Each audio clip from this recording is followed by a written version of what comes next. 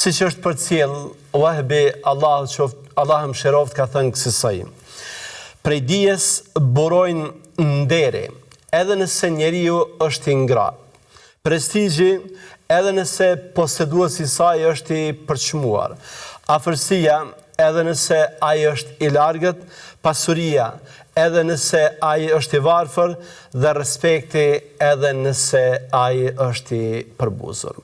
Pra, kjo është këshilla cilën sot me lejen Allah te bareke ve teala do të mundohemi ta shpalosim para jush, dhe është një prej atyre këshillave që ndonse e shkurtër në vete ngërthen mësime të shumta, mësime të bukura, mësime të rëndësishme. Rëndësia e saj nuk qëndron thjesht në nxitjen për dituri. Krahas saj në vetvete ajo përmend edhe disa të mira të cilat vijnë si rezultat i qiltërsisë sonë në raport me diturinë.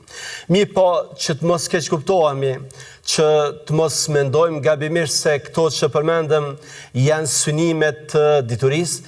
Ne me lejen Allah te bareke ve teala fillimisht do të flasim për synimet ose objektivat ose qëllimet fillestare dhe kryesore të diturisë, e pastaj me lejen Allah te bareke ve teala do të shpjegojmë veç e veç se cilën prej këtyre këshillave ose mirësive të diturisë që dietari ynë i famshëm Wahbi ibn Munabihu ka përmendur.